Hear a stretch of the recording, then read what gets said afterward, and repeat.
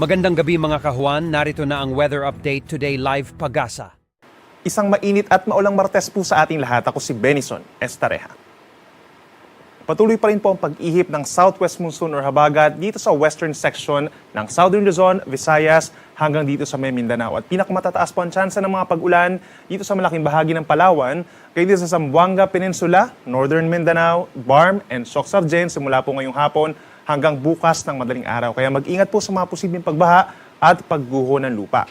Asahan na rin po yung mga thunderstorms over the rest of the country, lalo na dito sa may areas po ng Zambales, Bataan, Calabarzon, Metro Manila, rest of Mimaropa and Western Visayas dahil din po yan sa habagat at may mga localized thunderstorms or pulupulong pagkidlat pagkulog sa ilan pang bahagi ng ating bansa. Samantala, base naman sa ating latest satellite animation, wala po tayong namamata na anumang weather disturbance or sama ng panahon, may mga kumpulang ulap pero wala tayong nakikitang magiging bagyo sa mga susunod na araw. By tomorrow, June 19, araw ng Miyerkules, malaking bahagi pa rin po ng Luzon sa umaga ang madalas maaraw or bahagyang maulap ang kalangitan hanggang tanghali na po yan. And then pagsapit ng hapon hanggang sa gabi, nagiging makulimlim muli at mataas ang tsansa ng mga pulupulong pag-ulan or pagkitad pagkulog, lalo na po sa western side ng Luzon. Sa Metro Manila, bago magkaroon ng mga pag-ulan bukas, asahan pa rin yung hanggang 33 degrees Celsius na air temperature, whereas yung heat index o yung mararamdamang init hanggang 41 degrees Celsius.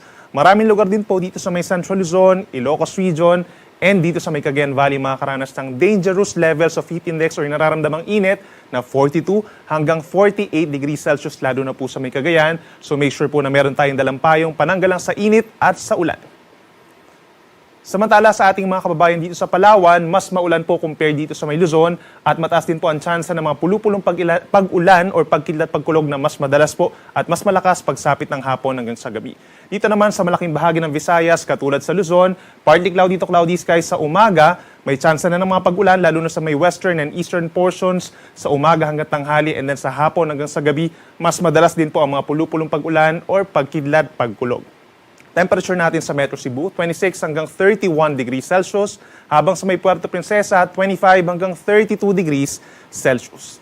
Sa ating mga kababayan sa Mindanao, bukas po magdala na ng payong dahil aasahan po natin ang makulimlim na panahon most of the day at mataas din po ang tsansa ng mga pag-ulan at mga thunderstorms simula po sa tanghali hanggang sa gabi at pinakamalalakas pa rin po yung mga pag-ulan sa may areas ng Zamboanga Peninsula, dito sa may Northern Mindanao at mga kalapit na lugar, dito sa may Maguindanao at sa may Lanao del Sur, dahil po yan sa southwest monsoon or habagat. So mag-ingat din sa mga posibleng pagbaha at pagguho ng lupa at lagi magantabay sa ating mga thunderstorm advisories.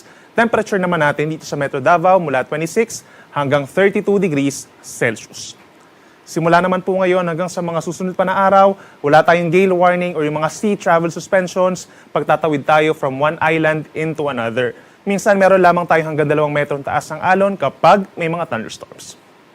Sunset natin, 6:27 ng gabi mamaya at ang sunrise bukas, 5:28 ng umaga.